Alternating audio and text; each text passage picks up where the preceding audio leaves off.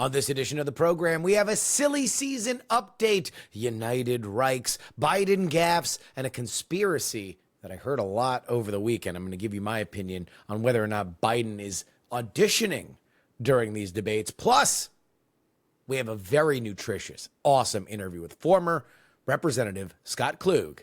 It's all coming up. Hello and welcome everybody to the Politics program for May 22nd, 2024. Your old pal Justin Robert Young joining you here in Austin, Texas. I'm thrilled. You guys have no idea how excited I am because sometimes when I'm doing this show, boy, am I scraping. Oh, good Lord. Am I going to every daily newsletter that comes out of D.C. and I got a little razor blade and I'm just scraping any kind of news from the bottom. It's resin. It's awful. It's terrible. But we're in harvest season now. We've been planting little seeds and we got momentum. And we got the best kind to start off. You know it's our specialty. It is dumb things that happen during a campaign. And we're going to talk about Biden versus Trump here. 3 things that have popped up over the last several days since we last spoke, where I just want to give you a sense of it. Because we're not going to remember these things in 48 hours, right? These are the kind of stuff that come and go. They just fly by us like so many train cars in the New York City subway. Rum, rum, rum, rum, rum, rum, rum. Okay, so here's the first.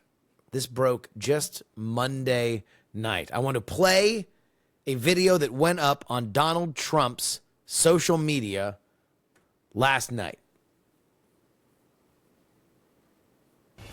What happens after Donald Trump wins? What's next for America? The economy booms. American energy is unleashed and an end to crushing taxes. The border is closed and the largest deportation in history is underway. No more wars as we focus on home. Law and order is restored. The American dream is back and the best is yet to come. Make America great again. Now, if you are only listening, then you have no idea what you just saw. You got no clue what you just saw. And for most people watching, you might have no idea why anything that you just saw is controversial. But I'll tell you what's controversial. This is what was put up on the Biden HQ Twitter account last night, wherein it shows that underneath a series of newspaper images, there is phrasing, troubling phrasing that appears underneath it. Indeed, the phrase United Reich is underneath what's next for America with Donald Trump waving to a crowd. Good gravy. United Reich, the Third Reich, Hitler. Is Donald Trump signaling to his most loyal supporters and those that he wants to vote for him that indeed he's gonna reunite the Third Reich? Well, as you might imagine, this is humiliating for Donald Trump, but not for the reason that is being spoken about. We're going to get to some turning of the tide in our news segment, but Donald Trump doesn't have a ton of cash on hand right now. Joe Biden has a large advantage. And that means that you kind of got to do what you can to create the political advertisements. And in general, Donald Trump has been good. This goes all the way back to really before 2016, but certainly since 2016, where the meme right has kind of risen.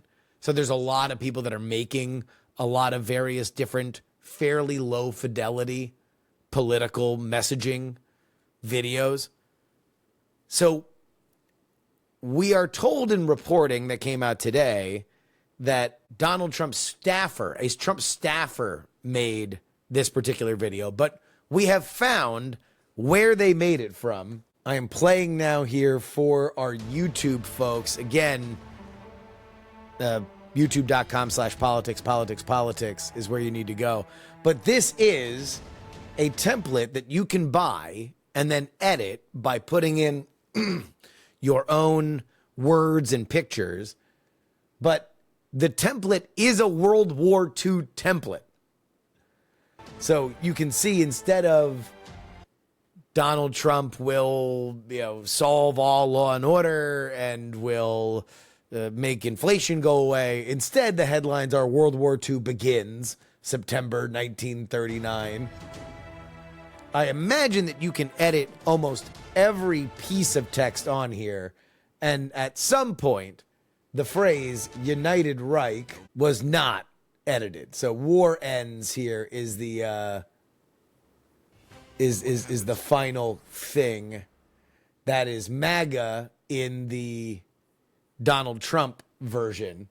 But you can see down there that German industrial strength significantly increased after 1871, driven by the creation of a United Reich. That's in there. That's a thing. It's silly season. You probably should have edited out Reich. You probably should have edited out Reich. They didn't edit out Reich. And so there we go. Is it silly? Yeah, it's silly. It's silly. I don't think that this is going to be anything that we remember more than 12 hours from now, but that's why we catalog it here. We catalog it on the program so we can, treasure it like a little baby book, the story of 2024. Let's move on to our next subject, and that more traditional, flubs on the mic, gaffes, mistakes. Whew. Old double barrel Biden gave us a pair of them. Let's go ahead and take a listen. This is our first gaffe. And when I was vice president, things were kind of bad during the pandemic. And what happened was, Barack said to me, go to Detroit and help fix it. Well, poor mayor, he spent more time with me than he ever thought he was going to have to. So, you don't have to be a history major to know that while Joe Biden has been vice president, and yes, there was a pandemic, he was never vice president during the pandemic. He was the president during the pandemic. But while he was the president, I can't imagine that Barack Obama would be telling him to do anything, at least something that he would do, very quickly. What I assume he meant is during the recession. Remember, that was a big deal back during their reelect in 2012. Osama bin Laden is dead and Detroit is alive. That was a big deal for them. So, flubbing the timeline a little bit. This, I would say, on the scale of Biden gaffes, I would give this like a 2, 1 being the most mild, 10 being, even by Biden standards, this is horrible. This is like a 2. He didn't shuffle around. He didn't look completely infirmed. This is just a garden variety oopsie doopsie. I thought I was saying one thing, I said the other. Now this one's a little spicier. Here we go. I'm going to play this and then I'm going to give you the context to it. My administration is working around the clock to free the remaining hostages, just as we have freed hostages already. And here today is Hirsch Goldberg Poland, and it's still, he is not here with us, but he's still being held by Hamas. Okay, so here's the problem with this clip. And again, if you are not watching it, then I would suggest you go and find it, because this one is a lot worse, mostly because Biden does look and sound incredibly ancient. He is staring down this teleprompter like his life depends on it. The issue is that there are American hostages in Gaza. You guys have heard me talk about it. I think that this is a major political liability for Biden. And at the very beginning of this conflict, into October of last year, they needed to make a decision about how much they were going to emphasize American citizens being held hostage in Gaza. They never really did. And so now, as the Biden policy just sort of careens left to right, depending on who is yelling at them at any given moment, you have surrendered your ability to have this conversation. And so it makes you look callous. And what's worse is that when you already look callous, you forget which hostages are and are not in Gaza. And Hersh Goldberg Poland is still there. For those of you who remember, he was the one that made a proof of life video. It looks like his arm is in terrible shape, but he does appear to be alive. And I don't know why you would be mentioning his name unless you are doing it in a very declarative sentence. My message to Hersh Goldberg Poland is you'll be home soon, and we are doing everything we can, both in diplomatic channels and with the Israelis, to get you home. I mean, to be honest, that's the kind of stuff I would have said in October. I would have used that as the cudgel to talk to the Israelis to say, hey, look, we're not going to do anything until we get everybody back. Our hostages need to come back. I would be going to Hamas, through the CIA, whoever's negotiating with Hamas in Qatar, and say, hey, look, we're not going to go forward unless we get American hostages back. That hasn't happened. And so, unfortunately, this is just an unforced error for Biden. I'm not going to go over 5 with this because he does immediately correct it. So I'll give Biden some grace there. But this is just, the video of it is really terrible. My administration is working around the clock to free the remaining hostages, just as we have freed hostages already. And here with us today is Hersh Goldberg Poland, and still, he is not here with us, but he's still being held by Hamas. Hey, boy. All right. One last Biden thing. I was in Florida over the weekend, seeing a bunch of family and friends. And as, happens, people know I'm the politics guy. They want to talk politics with me. And so we start talking about the debates. Oh, boy, still very excited about the debates. But why are they happening? Why are they earlier than they've ever been? Why are they before the conventions? Why is Biden doing it? One of the conspiracy theories is this. Joe Biden is being forced to audition for his spot on the Democratic ticket.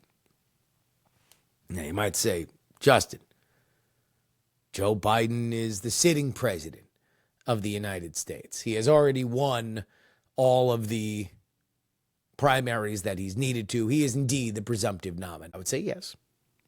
It's a conspiracy theory. So if we might indulge it, the argument for it would be as follows. Right now, the poll numbers are bad. And those are the ones that we have access to. I have had conversations with people in Democratic politics off the record. And when you mention things like base support, things like who they can rely on in their coalition, you get a 1,000-yard stare. Like, internally, people on the ground, internal polling, it might be worse than what we know. So let's imagine that that's true. Let's imagine that what we see is a grim perspective on Joe Biden's reelectability early on in May, but that internally they see an even darker picture. Well, one of two things needs to happen. Either Joe Biden needs to change the narrative and make people think that Joe Biden is doing better, or you got to make a really big decision.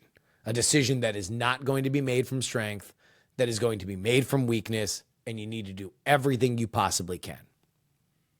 compounding all of this is that a lot of those polls show the Senate candidate that is also running statewide running well ahead of Joe Biden. I mean, specifically, you have a gigantic gulf between Joe Biden getting blown out in Nevada by Donald Trump and Jackie Rosen, that senator who is up for re-election, doing very well. Same with Gallego in Arizona. Donald Trump whooping Joe Biden, but Gallego doing very, very well over Lake. That suggests at times a 20-point gulf between Joe Biden and what is essentially a generic Democrat. So the argument would be maybe Joe Biden gets back closer to that generic Democrat number, or maybe that generic Democrat number is fake, but he's got to change. Well, here's the way that you change. You go and debate Donald Trump, and you have the exact same thing that happened during the State of the Union. Now the State of the Union is a pre-prepared speech that you can read off a teleprompter. A debate is a lot of extemporaneous talking, but maybe Donald Trump embarrasses himself. Did that in the first debate, totally quelled the issue. It reframed the issue from Joe Biden is feeble, old basement Joe. Now that's out. It's man, will you shut up? Boom. Print it on a t-shirt, sell it on a mug. You got yourself a political message. But maybe he does start talking about people who are currently held in a basement in Gaza as if they're still around. Maybe he does say that the president of Mexico is El Sisi. Maybe he does suggest that he was vice president during the pandemic, but it all happens on stage. And maybe each time that he does it, Donald Trump makes fun of him. Maybe this is an absolute train wreck, a disaster of epic political proportions, something that makes Dick Nixon's sweat look like a thing to be forgotten. It is the biggest debate debacle in history. If that's the case, then maybe you dust off, old plan B. Maybe Joe Biden says, guys, you might have noticed that I haven't been myself lately, and it's because I have a health emergency, and it is because of that I am resigning the presidency immediately. That makes Kamala Harris the president of the United States of America. I don't think. All right, so let me say with this conspiracy theory, I don't buy it in that I don't think this is an actual plan in motion. I do buy it in that if we do see what I just described, like a 5-alarm fire debacle from Biden, that you might hear conversation like this. I don't believe any man on earth, and I'm going to go ahead and say in other dimensions, and quite possibly God himself could not come down and make Joe Biden resign the presidency. That man has worked too hard to ever do that for the party, a party that he doesn't really believe has his best interest in heart, because they already denied him the presidency once. But let's say that he did. Let's say that there were enough people around him that, could get in his ear. I don't think that Biden would be able to remain president and have Kamala be the vice president running as the Democratic nominee. I think the way that you would want to do it, and this is sicko stuff. This is just ridiculous. Unless it happens and I'm an actual prophet. You would have to have her become the president and now dare Democratic voters say, look, we got rid of Biden. All of you looky-loos on the sidelines, I dare you to vote out of office the first black president. Or first black female president. I dare you. I dare you to do it.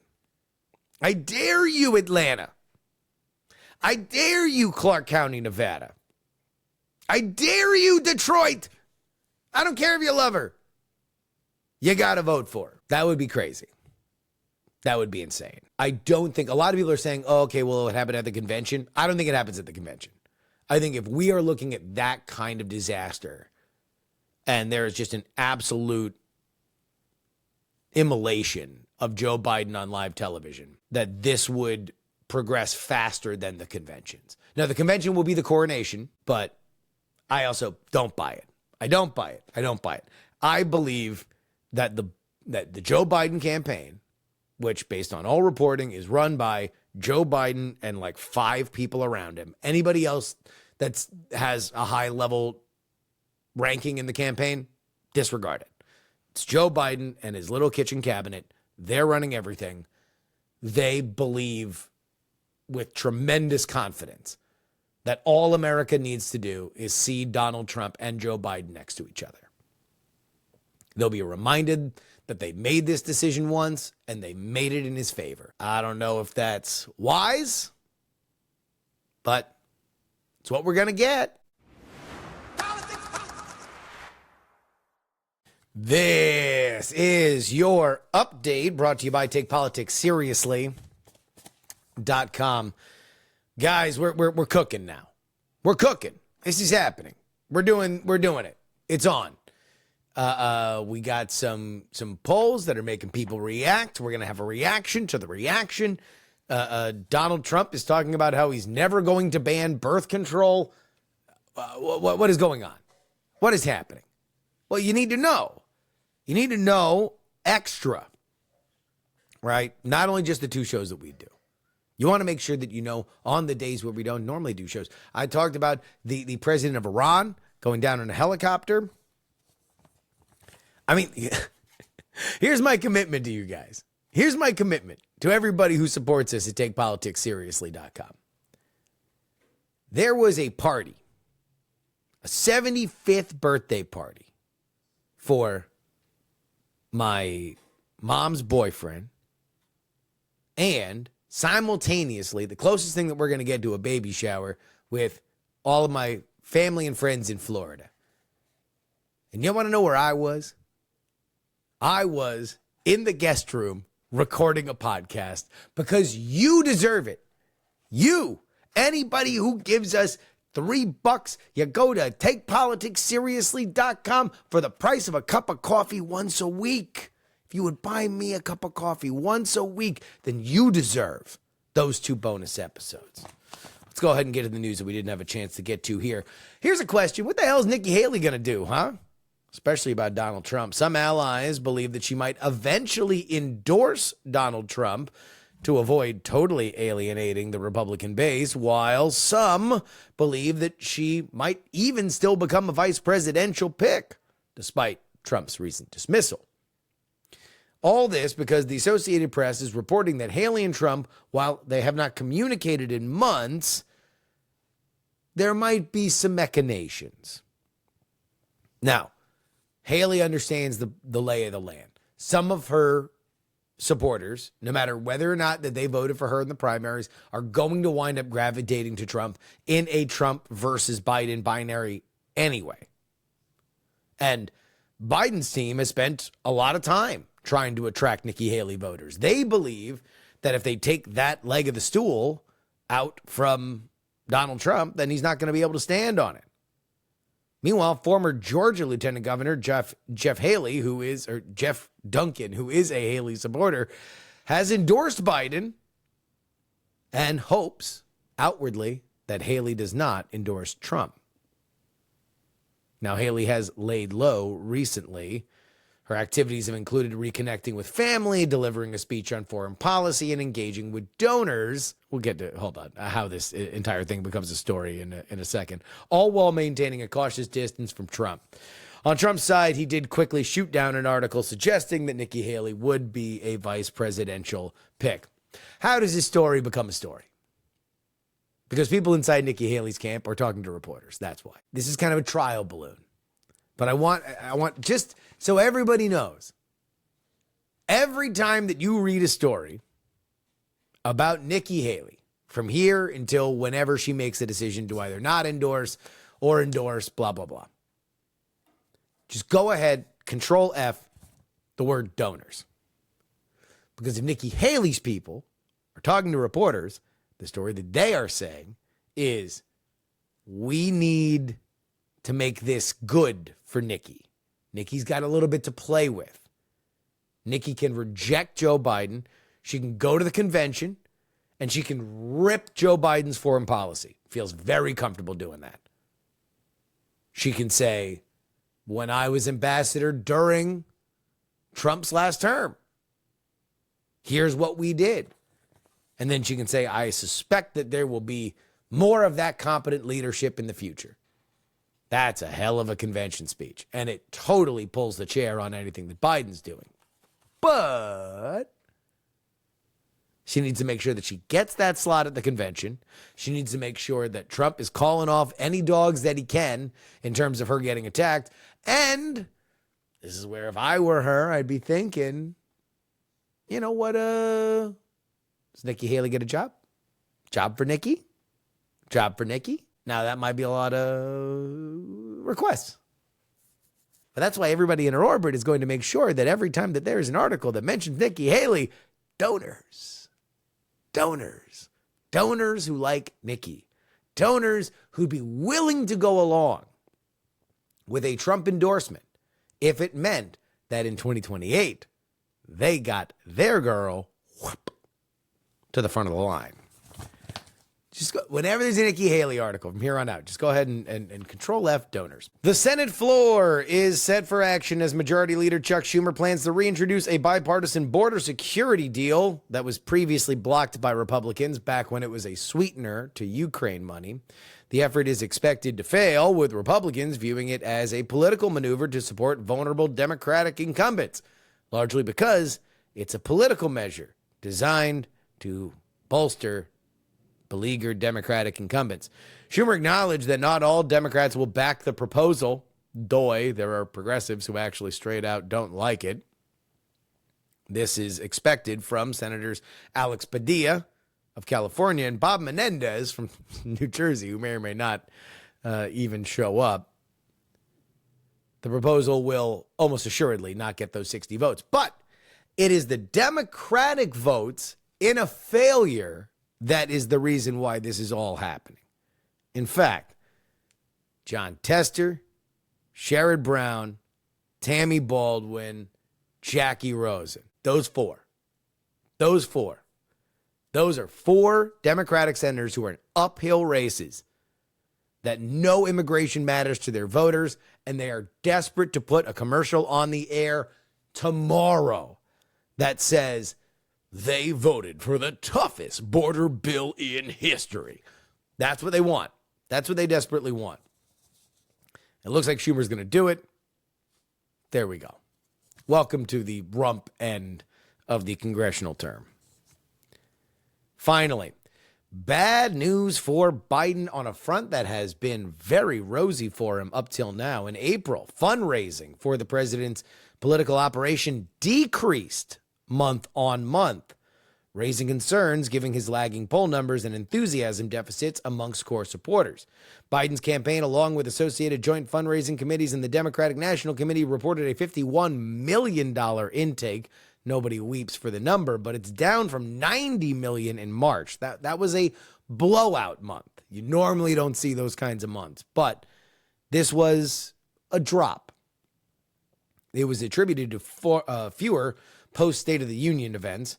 His campaign reserves remained robust at $192 million. In contrast, Trump's campaign, while gaining momentum through the Republican National Committee, heavily expected funds to legal challenges, amounting to $3.3 million for legal fees alone. But Trump raised $76 million. That's a lot. That's like a $26 million gap between the two. The Biden campaign emphasized strong grassroots support, even as their April expenditures reduced to $25 million with increased payroll and expanding team. Trump's campaign, despite lower fundraising, spent less on operations and has fewer campaign staff. Both parties also benefited from super PACs, with Biden supporting PACs holding $57.1 million and Trump's at $34.5. Looking ahead, Biden is set to continue fundraising efforts with high-profile events, including some with President Barack Obama. Not good, is my thought. Not good to have that big of a drop-off. Wouldn't have been shocking if he was less than 90 million. 90 million is an insane quarter, but it also kind of shows that the Biden fundraising effort is very organized, but possibly not as deep. It makes that $90 million look a little bit more like an old school Ron Paul money bomb, where you can report the eye-popping number because it's all that matters is that you show that eye-popping number and then you get the attention and it raises your profile a little bit. That's not supposed to be the way you're doing it when you're at the top of the game.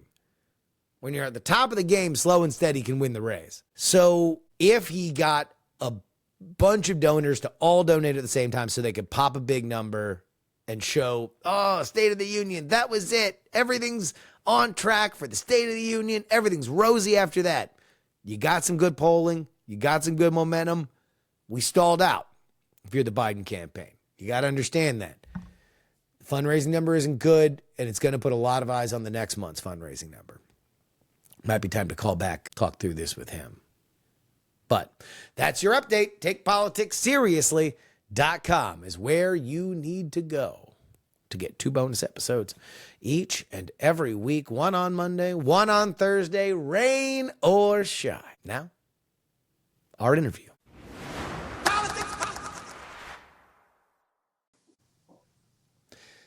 Joining me now is the host of the Lost in the Middle podcast and the former representative from the great state of Wisconsin, Scott Klug. Welcome. Hey, my pleasure. Thanks for asking me on. Well, let's start here. I have a million questions to ask you about your time in the House and how it has changed from what you are seeing right now. But before we get any further, let's promote the podcast. Tell us about Lost in the Middle. Well, this all started during the first Kevin McCarthy fiasco. So I represented Madison for 8 years. Before I was in Congress, I worked on TV. So people of a certain age, it's a dwindling number, still recognize me. And I was in the cereal aisle of a grocery store. And the Kevin McCarthy stuff was playing out where they, went through. It was like electing a pontiff, right? It was like the 37th ballot and it still wasn't going anywhere. And somebody grabbed me and said, I don't get this. What the F happened? The Republicans are trying to take books out of middle schools, and the Democrats are trying to take the stove out of my kitchen. It's like, what the hell? Who signed up for these guys? So I talked to a buddy of mine and said, I think what's going on in Washington has nothing to do with the reality of what's going on in the country. And most people are bewildered and confused by this. And so we decided to do a podcast talking specifically to what we call America's political orphans. And Justin, there's a million ways to slice this to get to a number, but we took a Brookings study, which is a Washington, slightly left of center think tank that asked people if they wanted a political party to the left of the Democrats, to the right of the Republicans, leave things alone, or figure out a way to get people to collaborate. And that's about 44%. So that's what we've been using on this series as we go forward. And what we've really been doing is taking a look at a lot of issues and trying to figure out how the middle figures into this. The growth of independent voters, the frustration people have with, some of the reform ideas. We just finished an episode on the threats to AI and what's going on in the American election system. Half of the poll workers in the country have quit. In my neck of the woods, it's little old ladies who make banana bread and share it with each other in the basement of a Lutheran church. And it's a little hard to figure out a vast conspiracy going on with election fraud. So we've had fun, and that's the perspective we're trying to do. We've focused episodes on Rockford, Illinois, Erie, Pennsylvania, suburban Atlanta. We're trying to get out there to listen to people, but to use their perspective to sort of try to explain why they're so frustrated with Washington. And frustration is the key word there. One of the things that you hear a lot in the discourse about the presidential election is the phrase double haters, people who have negative feelings toward both presidential candidates, who are about as defined as we've had in a general election in history, so that you already know whether or not you're going to like them or not like them. And guess what? A lot of people don't. When you talk about the exhausted middle, those political orphans, as they were, is it really just defined by frustration, or is there another thing that they are looking for? Because that, to me, is the line between, are these folks who are looking for a better Republican or Democratic Party on either side of that fence, Or are they people that would bleed into a third party if it had the right message? I think there's I think the two parties underestimate the growing strength of independent voters. And a lot of old school political operatives will say, oh, they're just Republicans, they're just Democrats. They don't want to say it. You get them in a room, they're all going to argue with each other. But, independent or unaffiliated voters are now the largest single block of registrants in Arizona and Nevada and New Mexico. It's getting close. So I don't know what's going on with with the Southwest, but it's beginning to really break out there. In New Hampshire, if you look, the largest block of votes are unaffiliated, and that's who supplied about 80% of Nikki Haley's voters. So they're real. Excuse me. They're looking for a solution, and I think at the bottom line, everybody goes, really. There's like 300 million people in the country, and how do we end up with these two guys running against each other? And I'll give you sort of a real, I think you and I can go to a diner anywhere in America. And, while we're waiting for the eggs and the bacon and the toast to show up, we can get four other people at the table and draw the outlines of an immigration plan. I don't think it's very complicated. Sure. People want better border security, and they want to figure out a pathway for the dreamers and to let people who've worked here for 20 years, paying taxes, putting shingles on rooftops, find a way to get them citizenship. So everybody was extraordinarily frustrated with the Republicans in the House this year, right? Because Trump wanted it as an issue and they killed the immigration bill. And then everybody goes, well, what the hell's going on with the Republicans? And I turn around and say, says the Republican, what the hell's wrong with the Democrats? Because Schumer did the same thing because Obama wanted it as an election issue. Yeah. And I think people look at it and say, didn't we elect you people to get something done and to try to figure out a way to collaborate? I don't think compromise is a good word because compromise sounds like I gave up something, you gave up something, everybody focuses on what you gave up versus if you just say, let's collaborate and get a deal done. And the sort of rhetoric that goes on in Washington these days, and frankly, in the news media and especially on cable TV, it doesn't work in any other part of your life, right? You couldn't act this way in your business. You couldn't act this way in the broadcasting company you work with. You couldn't work this, people don't act like this in their church. They don't act like it in their kids' little league games. Well, sometimes in little league games because they can be crazy too with nutty parents. Yeah. But I think what I would make the case that what you see in Washington today is not what's really reflected out here in the Hastings. And some people will call me wildly myopic and optimistic, but I think there's a great sense of frustration in this country that's ready to explode. And I think it's going to come out one way or the other, maybe in 2028 after we get through sort of the Biden-Trump rematch. I'm hoping there's going to be some rebirth of common sense and a return to civility, which I know is a real old-fashioned, like 19th century British term. But I happen to believe that you and I can argue. And at the end of the day, I have to accept your opinion. I may not agree with it, but it's a valid opinion. One of the stories we told in this is about a woman in not in Salt Lake City, but in Provo, Utah, Tammy Pfeiffer. She's got 5 kids from the political spectrum, a Republican, a Democrat, an independent, a democratic socialist, and a libertarian. Okay. And she grew up, the kids all grew up in Provo because she got involved in local elections on a zoning fight in her subdivision, which then led to a fight to the city, led to her getting elected to the city council, which then got her elected to the legislature. And eventually she became the education secretary for Utah. Well, it was a Thanksgiving, I think 3 years ago, where the kids all gathered, fondly remembering politics when they used to put the yard signs up for their mom in their neighborhood. Mm-hmm. And instead, masks came up, mandates came up, Trump came up, Biden came up. And before you know it, all 5 of them stormed out of the house. And many of them didn't talk to each other for more than a year. Wow. And so, I just wrote a column that's going to be on Substack this weekend that says this Memorial Day, how about we argue about pickle relish rather than politics? And the fact that you can't get people in a room to have a Thanksgiving dinner is just insane to me. And let me just finish the thought. And so she tried to develop with a bunch of students at Utah State a political civility index. And she tested it with social scientists. They did focus groups, everything else in the world. And it was to try to score political speech. If you talk about somebody crossing the border, are they an illegal alien or are they a refugee? And so you could make calculated decisions. And she made the great mistake of putting it on Facebook. And there you go. 36 hours later, she had to take it down. Now, she's still trying to fight this fight, but here's a woman who's trying to do the right things, not only to heal the country, but to heal her own family. And so that level of vindictiveness and anger and just insanity in the country, it frustrates people like Tammy and it frustrates people like me.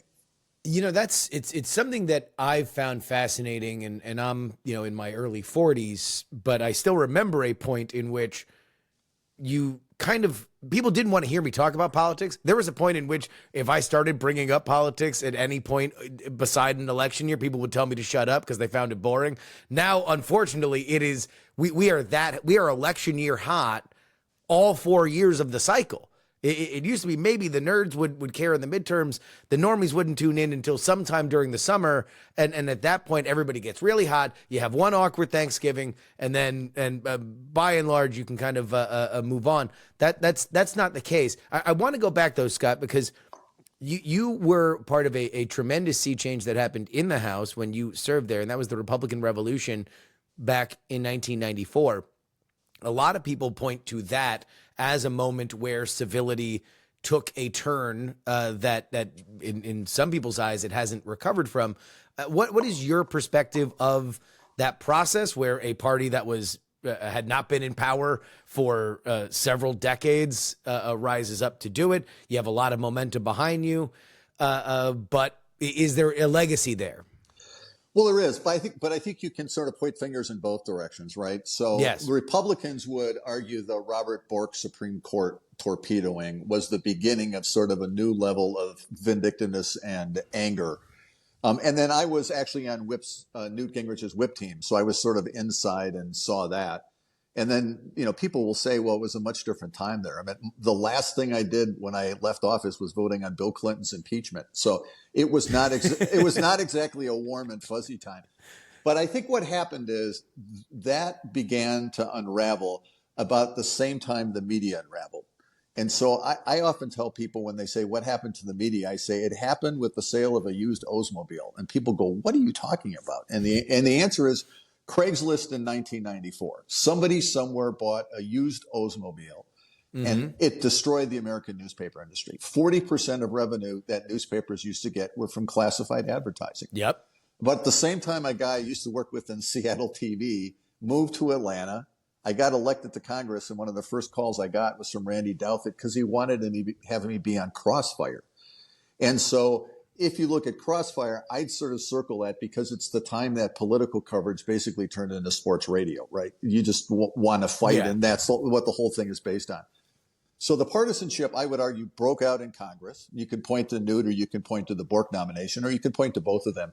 That changed the tenor on the House. And then as the media found smaller and smaller audiences and dwindling revenue, you went to the only place you could get subscribers or get viewers, and that's by tilting left or right.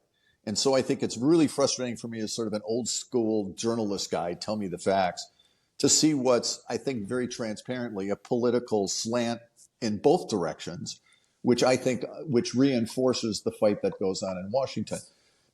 What got the most coverage this week, other than Trump's trial, was the fight between the two congresswomen in the hearing.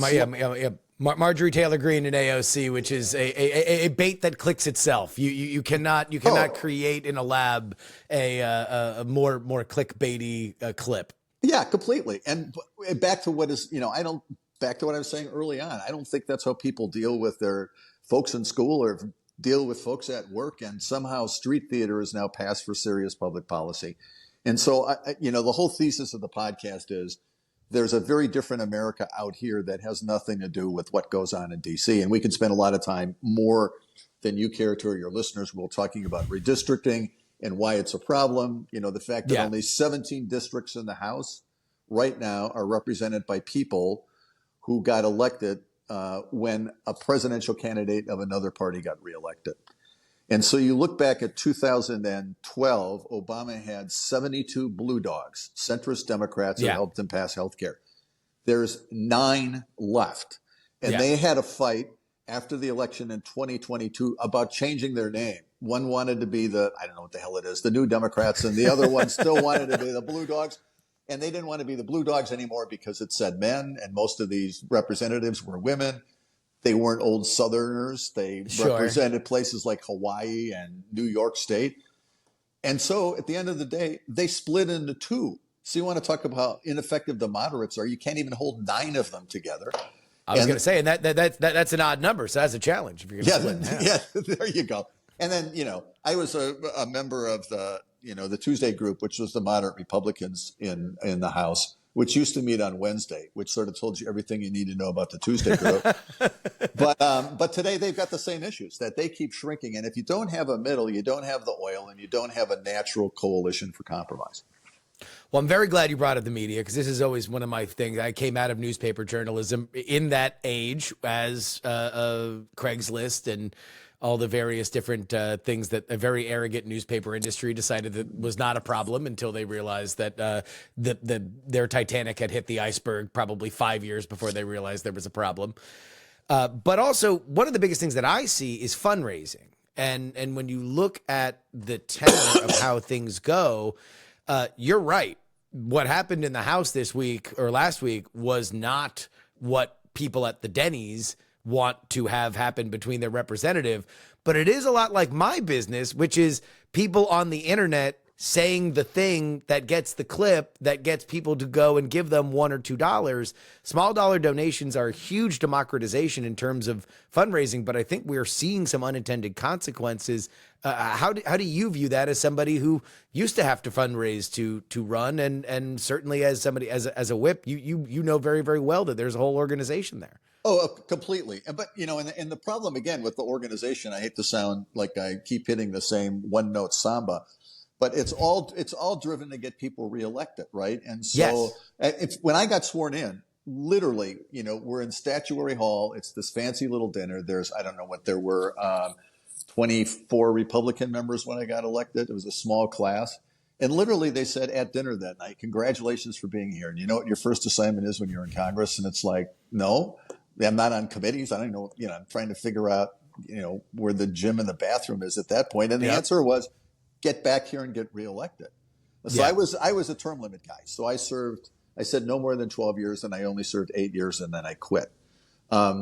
And I think there's a problem with this focus in Congress on not getting the people's work done. And I'm a small government Republican. So if you're not setting up huge new programs, I'm perfectly happy. But for God's sakes, the trains sort of have to run on time. You have to get a budget done and appropriations done because you have to fund the federal government. And so in some ways, I think the move away from big dollars to small dollars is a very important shift. And I think it says a lot about how engaged people are, of the percentage of Americans who are engaged, rather than my frustrated political orphans. But at the same time, it still tends to be a big money game, right? So all that money added together really can get outdone by a few super PACs in a matter of moments. And so that continues, I think, in many ways to be a far more serious problem than the anger of the $10, I love Trump, I hate Biden, or vice versa, person who's writing out old guy here, $5 check or putting it on their MasterCard. But that is the reason why you get the constant drumbeat of the culture war stuff. It's why you get, in my opinion, I think people used to go for the one-liners in Congress because they wanted the clip for their reelection ad, or they wanted the one thing that you could say, okay, but button that at the end of everything that we put out. Now it's for Twitter, it's for Facebook, it's to say, my side slams other side, humiliates the other person, and then make sure that you put that act blue or win red link down at the bottom, because that's what actually churns the money machine. But then again, there's always going to be an element of that in the House, right? Just because the cycles are so short. Yeah, there is. And actually, one of the things I took great hope from was in 2022 was a breakout of ticket splitting. So I'm a Wisconsin guy, right? My mom was an Irish Catholic Democrat, child of a railroad union worker. My dad was a German Lutheran Republican, sort of Chamber of Commerce businessman. So we didn't spend a lot of time talking about theology at my dinner table or about what was going on with Republicans and Democrats. But they were fierce ticket splitters. Now, my dad, who was a Republican, was in love with a longtime U.S. Senator from Wisconsin, Bill Proxmire, who was a Democrat. My mom loved Ronald Reagan. And political science folks will say, well, that doesn't happen anymore. There's a lot more just straight ticket voting. But in 2022, it didn't happen. I mean, Georgia had ticket splitting. New Hampshire did. Wisconsin did. Kansas did. Arizona did. Nevada did. And I think that's a really healthy sign because it says to me people are thinking about candidates. But you said an important thing just a few minutes ago in talking about culture. It's not only the culture wars themselves, but it's the culture of who do we belong to? If you look at markers of American society, we now drive in our garage and park our car and go to the house and never say hi to our neighbor. So I'm, a couple decades older than you are, but I had uncles, who belonged to the Elks Club, belonged to the Optimists, belonged to all those sort of American Legion stuff. And there was a networking of people. If you look today, it's like 60% of the American public is horrified by the idea that their son or daughter would marry somebody who belongs to the other political party. It's like, really, get a grip, people. I mean, it's, it's politics. It's not, and so people identify, I think, less by a checklist today of, the Republican or Democratic platform. I'm here on immigration. I'm there on abortion. Go down your list. I'm for Ukraine aid. I'm not for Ukraine aid. It really tends to be cultural and almost tribal and visceral. And so back to those clips you were talking about, you're standing up for your tribe against their tribe. And it's, again, like I go back to what I said earlier, it's not the way we organize any other part of our life. And I think it's dangerous to democracy if we keep organizing our lives based on not what we're for, but who we hate. Well, and especially because I don't think that it's really even on the lines of the parties. The parties are gigantic coalitions. Like Republicans and Democrats are not, if you look at how they've drifted ideologically over the past several decades, it's a lot, like you should not be pinning yourself on these brand names. You should be pinning yourself on ideas and beliefs and stuff like that. But the concept of having your mood swing is almost entirely a media creation who are working for the parties to weaponize the facts for this election right now, or generalize for the elections going forward. So I want to point listeners to a website that's out there that I like that's called All Sides. And it was actually started by three folks from Silicon Valley who ideally and idealistically thought that the internet would bring people together, and discovered what it did. It drove people further apart. And so they set up a website where they score bias in all the media. And if you've never been there, it's worthwhile taking a look at, because they simply do it on a left to right spectrum. And they do it, again, based on news coverage. Are they asylum seekers or are they illegal aliens? And it's worthwhile, I think, because, I'm an old school news guy. I suspect you are too. The idea was that you'd sort of do both sides, and people don't believe in that anymore. And they don't necessarily believe in it because they got to make money to survive. The only way to make money to survive is to sort of feed this raging furnace of dislike of most of the universe. And so I think it's worthwhile to have folks check that out, because I think it'll give you an honest read, all sides, just to sort of tell you, if you look at this objectively, where do folks stand? So not surprisingly, MSNBC's over there, and Fox is over there, and they exist in parallel universe I choose not to visit on a routine basis. But if you're just trying to get a straight shot, where do you go? And I think it's interesting that you used you're talking before about the media. Charlie Sykes, who's an old friend from his days at radio in Milwaukee and now at the work he does at Bulwark, said, arrogance is not a strategy. And that's exactly how the media, to a large degree, has looked at any criticism of the past, that they're fair and they're objective and anything else. And, the secret sauce, I think, with media coverage, it's not what the reporters do. Like, I don't think the folks at the New York Times or the Post at the Wall Street Journal are making crap up. But the secret sauce in any news organization is the assignment you were given by the editor. And Nailed it. Yes. And that defines where the story's going, right? Yes. So your local school is going to face budget cuts, right? What's the story? Orchestra to be eliminated, no sports programming for kids, no after-school programming. Or the other side of that story is, how the hell do we get more administrators in school systems than actually having teachers? What is that all about? At least... Yeah. From the newspaper perspective, and this is, I don't know exactly how much of this still exists, but it's not even the assignment that you put out, because sometimes that can be more vague. It can be, hey, here's the thing, go find it out.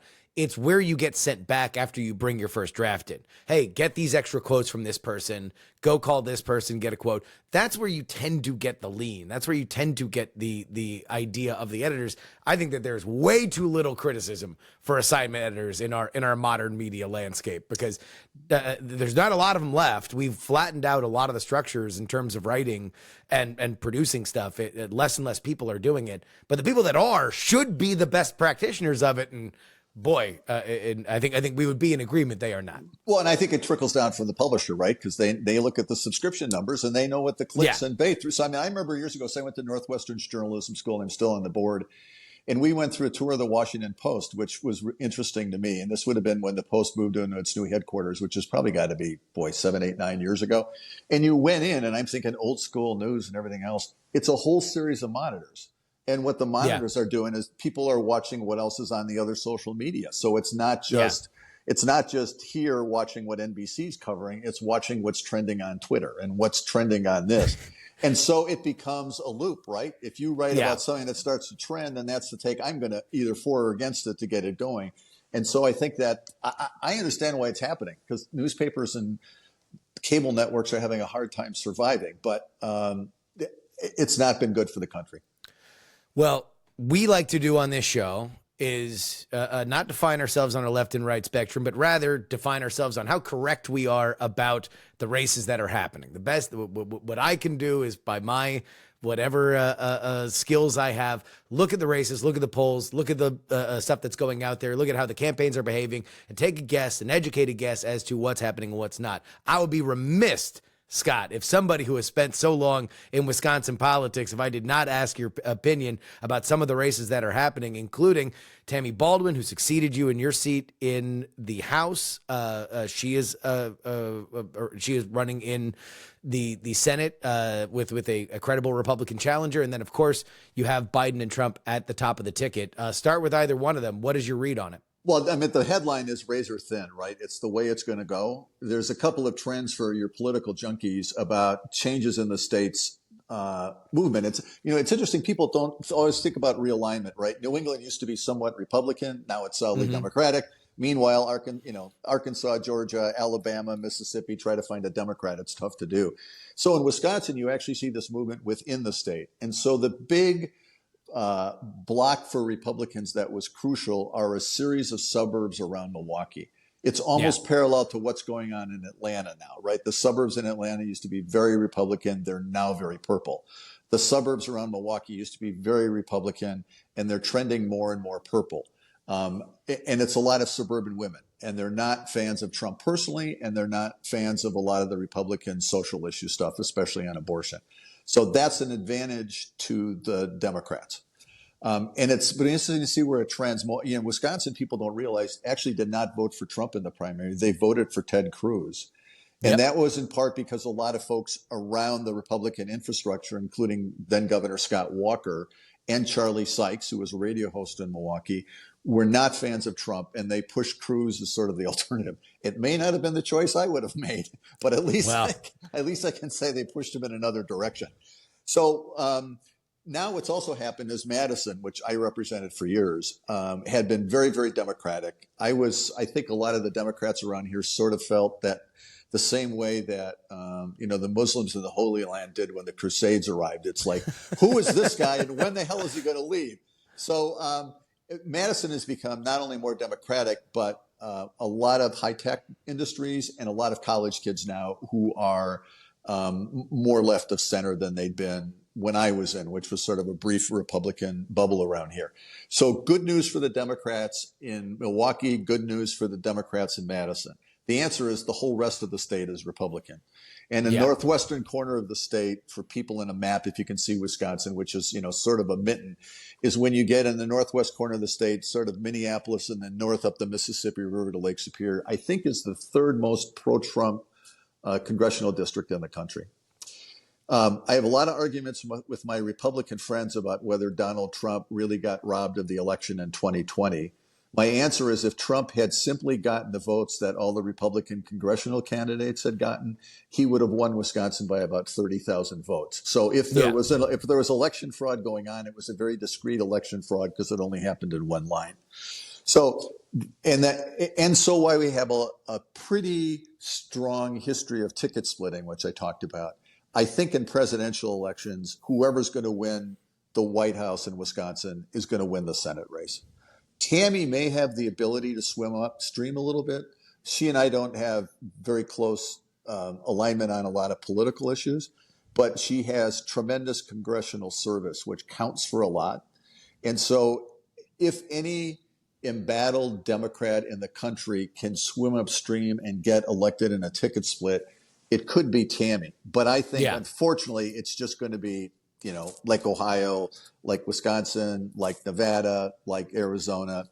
I think it's going to likely be whoever wins the White House wins the state. And I believe, which most political analysts will say at this point, is the Republicans should win the Senate and the Democrats are likely to capture the House. And if I had to bet today, I think Trump wins. And I say that with not very much enthusiasm. Yeah, so that's what I wanted to ask you about, because Tammy Baldwin, along with a lot of the Senate candidates on the Democratic side, you've seen a lot of these polls that have been extraordinarily bullish for Trump, especially in the big battleground states that are going to decide this election. But you have seen the Republican candidates lag behind.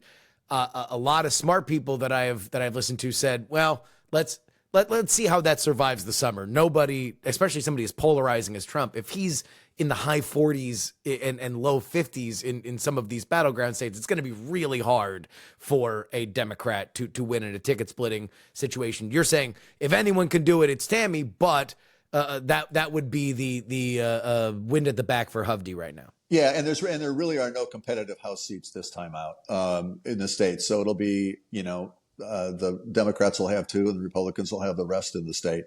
I think there's an outside chance Tammy could pull it off. It's the same sort of question for Sherrod Brown in Ohio. I mean, I know Sherrod very well. We played a lot of bad pickup basketball games in the House gym when we were in.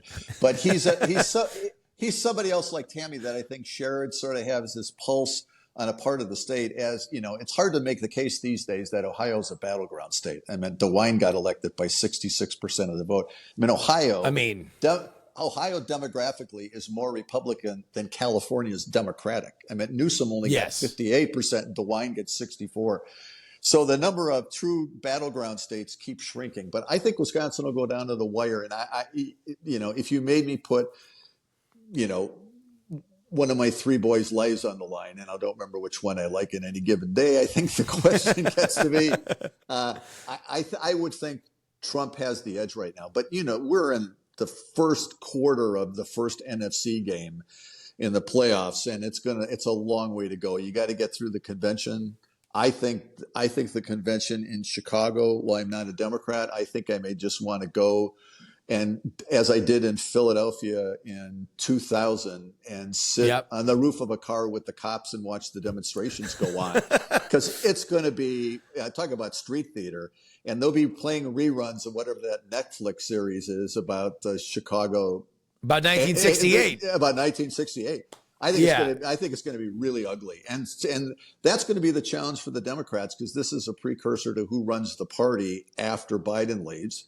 And I'd make the case, as we're having the fight between the Trump wing and the non-Trump wing, and the Trump wing is clearly winning at this point, I think it's going to be a huge battle between the progressives and the centrist Democrats come 2028, if there are any centrist Democrats left. So they get the ideological warfare party purged next time. We've got it right now.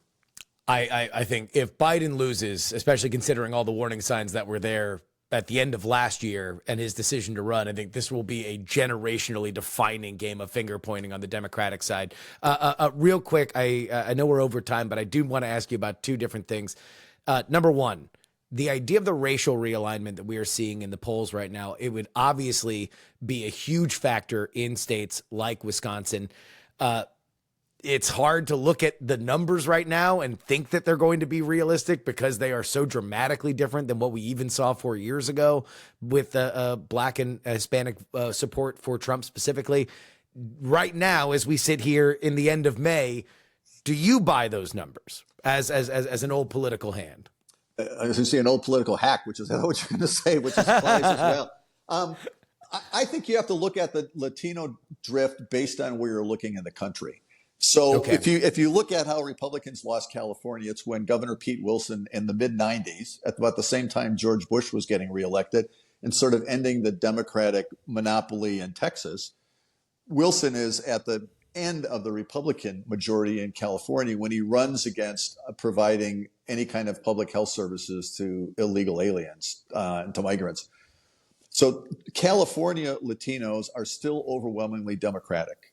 You look at Florida, the Latino population is very heavily Republican, largely driven on where they came from, which tends to be Venezuela, Cuba, and places like that. Yeah. In Texas, though, in the Southwest, I think it's pretty clear that the Latinos are drifting more Republican. And the reason for that is because culturally they're much more conservative. I mean, a lot of them are Catholic, a lot of them are working, blue collar, a lot of them have large families. So if you're fighting over cultural issues, that's not a good battleground for the Democrats because they're going to lose that. So I think the Latino population is up for grabs. I'm not sure I believe, for Democrats, the key demographic has been Black women, and there's no indication at all that they're wobbling. And I think that Black men don't turn out in the same numbers that Black women do. So I think at the margins it could make a difference. But, there's a guy, Rudy Tahira, who I'm sure you know, who's a demographer, and really wrote this book in 2000 called The Coming Demographic Majority. And the permanent majority, majority. And so if you ask who says he got it wrong, Rui does, because he said you build these coalitions, right? And the idea is that everybody stands still. And then, we're going to add these people on top. There'll be more voters of color. There'll be more college-educated voters everywhere else in the world. But nothing stands still, right? You and I belong to two different political parties, and I come and join yours. And you go, well, hell, I'm not that guy. So now you come over to the other political party. And so you get these cross currents. It's like the affluent, suburban, well-educated professionals for a long time were dependable Republicans, and now they're drifting more Democratic. So we're in the midst of a big cultural demographic shapeup I don't think we understand. But I do think the Latino move to the Republicans based on conservative values is real, and it's growing. I mean, because the thing is, you look at the numbers now, and it would suggest a racial realignment that we haven't seen since 1964 with like the Civil Rights Act, and who knows how it's going to shape up by the time that November rolls around. But it's certainly going to be in states like Wisconsin that we're going to see some of the runoff to that. But while we all watch that unfold, we should be listening to Lost in the Middle, which is, of course, hosted by our guest today, Scott Klug.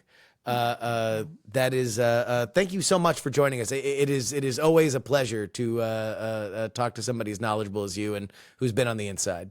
Yeah, my pleasure. I'd love to be back on again. And if you want to do a check-in on Wisconsin later in the summer, I'm game. Oh, you have already signed up for it then. Absolutely. All right. Thank you so much. Thanks, Justin. And that'll wrap it up for us today. Politics, written and hosted by me, Justin Robert Young, for Dog and Pony Show Audio in Austin, Texas. A big thank you to our guest. He was phenomenal. Hopefully we will have him on. Talked a little bit after the interview. I think we'll see him again. If you guys liked him as much as I liked him, I think we're going to see him again. If you would like to email the show, and I love your emails, theyoungamerican@gmail.com. If you guys like that AMA, we will do another one in about a month or so. But send your questions, and I will just be gathering the best of them. theyoungamerican@gmail.com. You want to find clips of this on the internet? It is Justin R. Young on TikTok. Instagram is Justin R. Young. YouTube is politics. You can find me on Twitter, Justin R. Young, and you can share the audio version of this podcast, px3podcast.com. If you'd like to hit me with a one-time donation, just paypal.me/pager. Venmo is Justin-Young-20. Cash App is PX3Cash. And you can send anything you'd like in the mail. P.O. Box 153184, Austin, Texas 78715. But, the place you really need to go is takepoliticsseriously.com. That's where, at the $3 tier, you get 2 bonus podcasts each and every week. And at the $10 tier, you get that, plus your name read at the end of the show, like these fine folks in the Titanic $10 tier.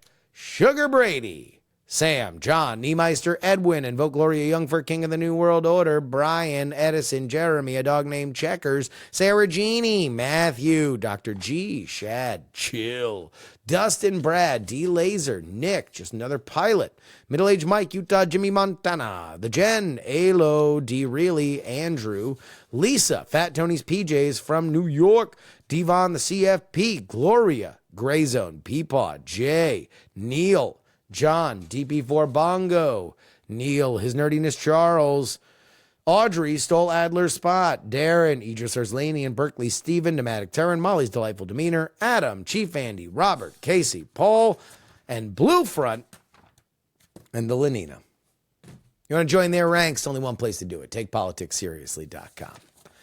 Who knows what kind of insanity will happen between now and the next time that we speak on Friday. I assume it's going to be on Friday, unless we have gigantic news like we had last week with the debates. But we will be joined by quite possibly the most popular guest in the history of this program. I meant to interview her while I was in Florida. Lost track of time. And so we will have the one, the only, my mother, Gloria Young. What is her thought on this race? And here's the big question. She has never been shy to be very critical of aged candidates. Aged candidates. I wonder if she is just going to absolutely lose it over Joe Biden. Or has the Trump hate cocooned her? Find out. That's Friday.